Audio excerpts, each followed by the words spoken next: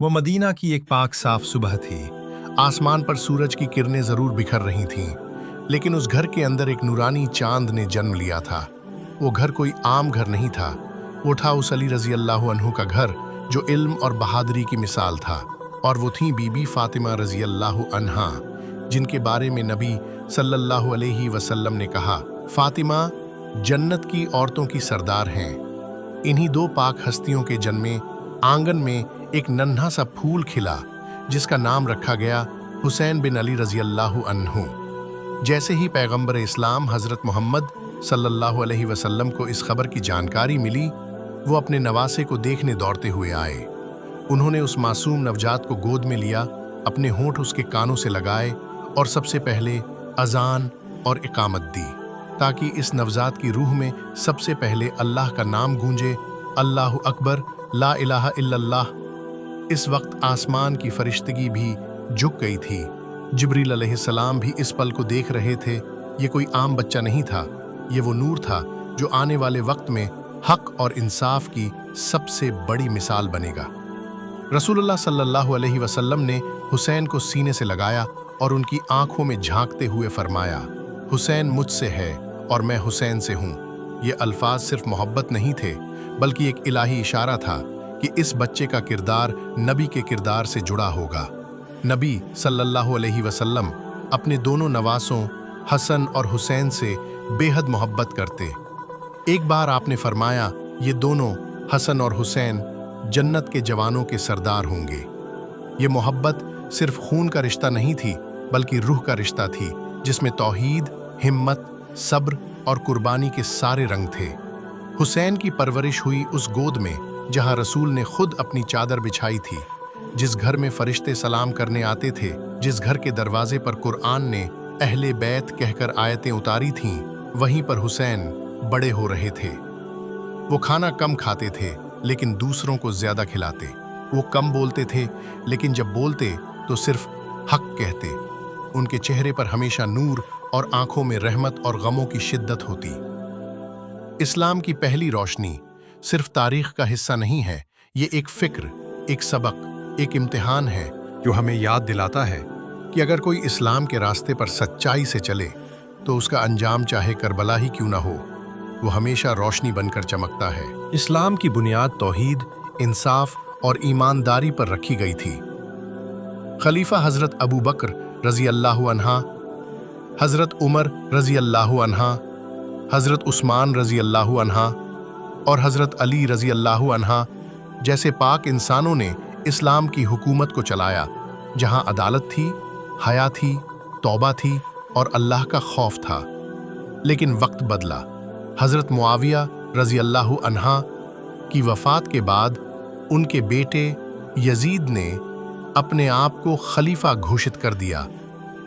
Yazid को इस्लामी शरीयत से कोई मोहब्बत नहीं थी। वो कुरान नहीं, शराब का आशिक था। वो मस्जिद नहीं, महलों का पुजारी था। वो सुन्नत नहीं, शौक और गुनाह की जिंदगी जीता था। उसके दरबार में नाच गाने होते थे, शराब पी जाती थी और अल्लाह और रसूल के कानूनों की धज्जियां उड़ाई जाती थीं।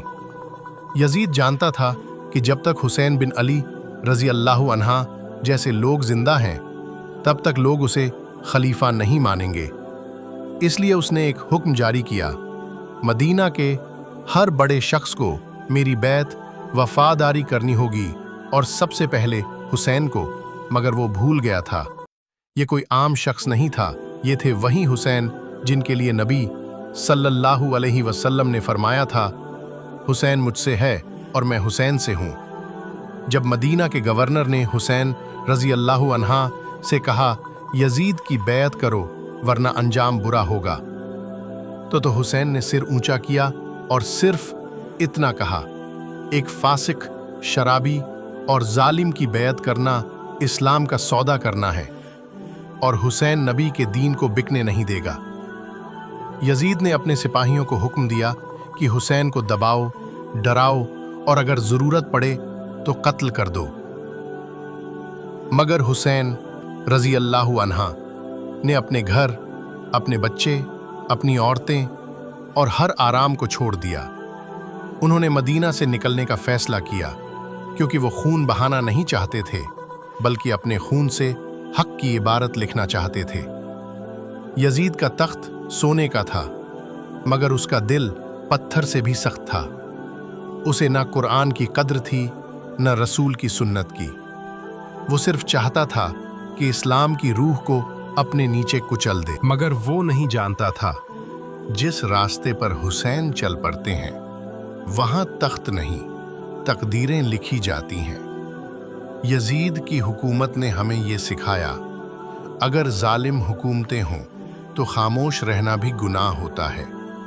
और हुसैन ने हमें ये सिखाया, सर कटा सकते हैं लेकिन जालिम के सामने झुका नहीं सकते। यजीद की बैत को हुसैन रजी अल्लाहु अन्हु ने सिरे से ठुकरा दिया था, मगर मदीना अब हुसैन के लिए महफूज नहीं रहा। उन्होंने अपनी जान से ज्यादा प्यारे नबी सल्लल्लाहु अलैहि वसल्लम के शहर को अलविदा कहा, क्योंकि उन्हें अपने उठाए हर कदम का मकसद मालूम था। मैं फसाद फैलाने नहीं, उम्मत को इस्लाह देने निकला हूँ। मैं अपने नाना मोहम्मद सल्लल्लाहु अलैहि वसल्लम, अपने बाबा अली रजी अल्लाहु अन्हा और अपने भाई हसन रजी अल्लाहु अन्हा की सीरत को जिंदा करने जा रहा हूँ। हजरत हुसैन रजी अल्लाहु अन्हा हज के लिए मक्का पहुंचे थे, मगर यजीद के भेजे हुए कातिलों ने वहां भी उनका पीछा किया। इबादत के लिए आया हुआ ये कारवां अब कुर्बानी का काफिला बन चुका था। इन्हें अल्लाह के घर में कत्ल करने का इरादा किया गया। हुसैन ने फौरन हज को उम्रा में बदल दिया, क्योंकि वो नहीं चाहते थे कि अल्लाह के घर का पर्दा खून से रंग जाए। और फिर वो काबा को देखा, उसे अलविदा कहा और आंसू भरी निगाहों से फरमाया, ए काबा,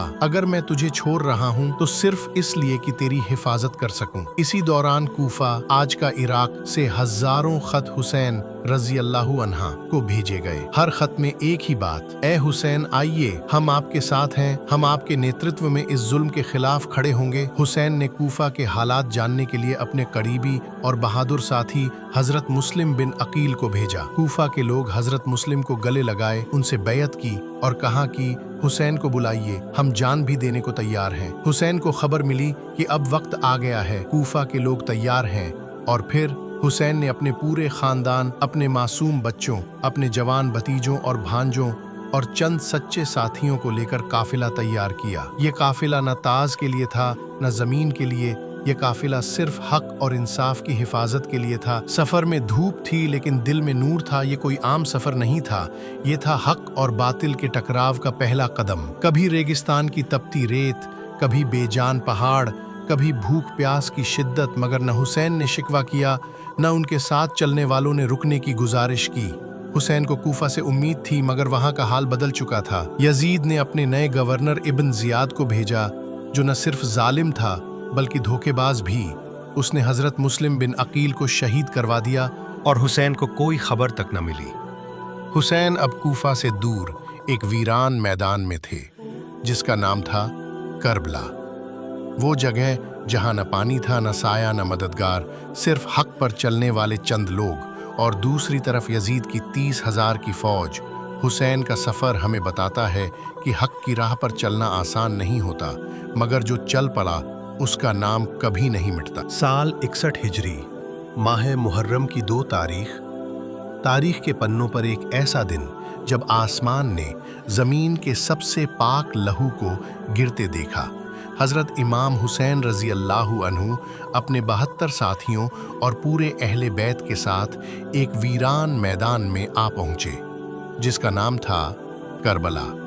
करबला, जिसके नाम में ही दर्द छुपा है, क्योंकि अरबी में कर्ब मतलब गम और बला मतलब मुसीबत।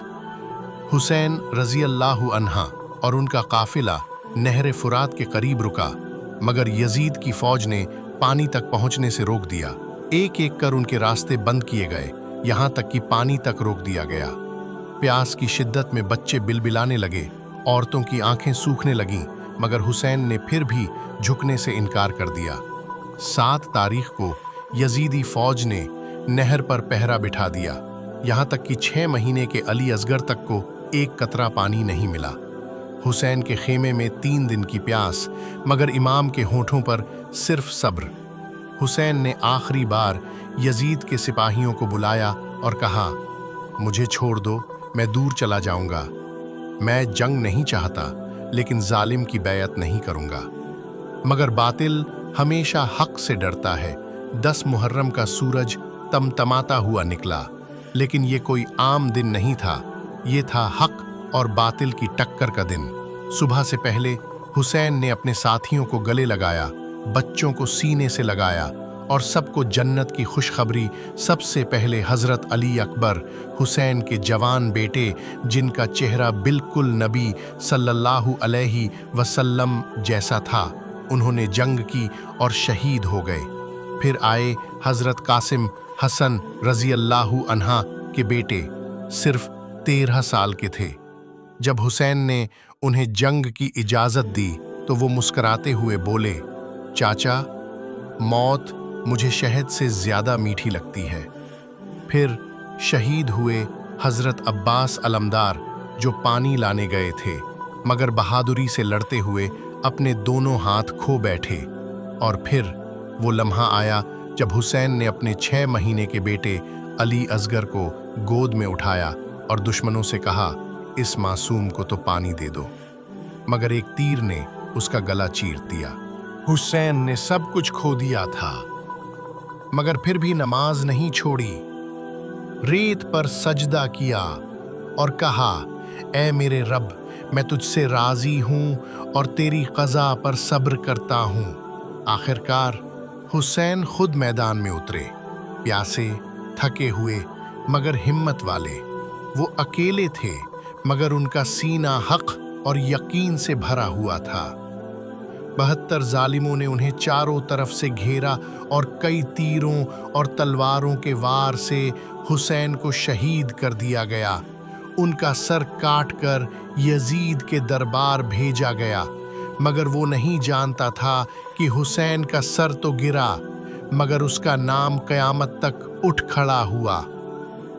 करबला हमें ये सिखाता है, सिर झुका देना आसान है, मगर सिर कटवाकर हक पर कायम रहना, ये सिर्फ हुसैन का रास्ता है।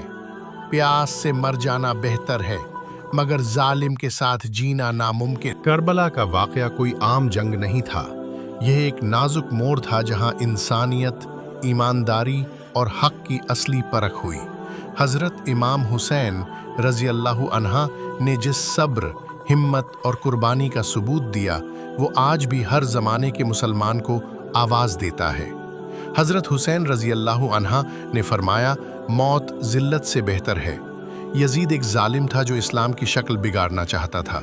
वो चाहता था कि लोग उसकी बात को अल्लाह और रसूल की बातों से ऊपर रखें।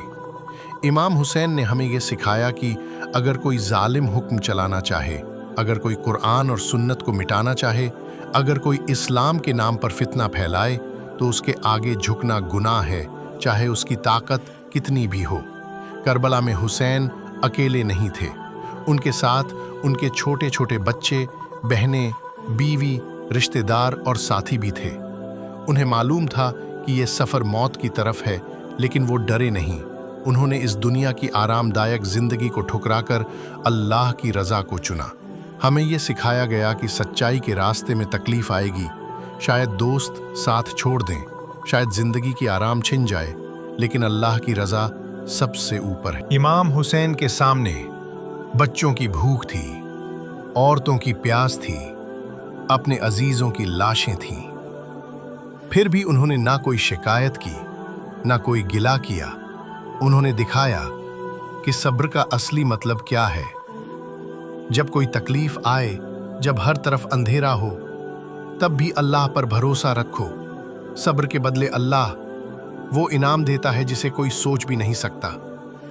करबला के मैदान में जब दुश्मन चारों तरफ से घेर चुके थे, तब भी हुसैन रज़ी अल्लाहु अन्हा ने ज़ोहर की नमाज अदा की।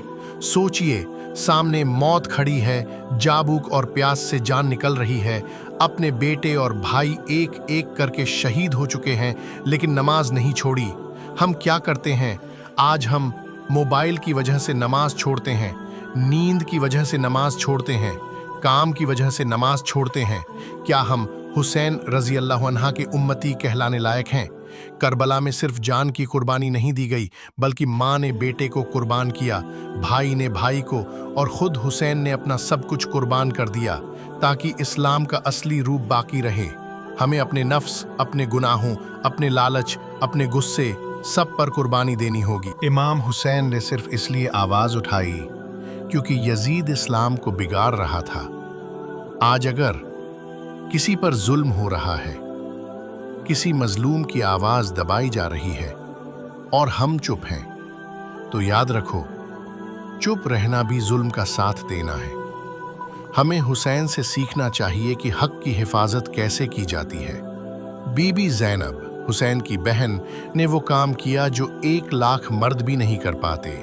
उन्होंने दरबार में यजीद का लिकियाने के सामने बेझिझक सच बोला। कैद, बेइज्जती, भूख, हर हाल में अल्लाह का शुक्र अदा किया।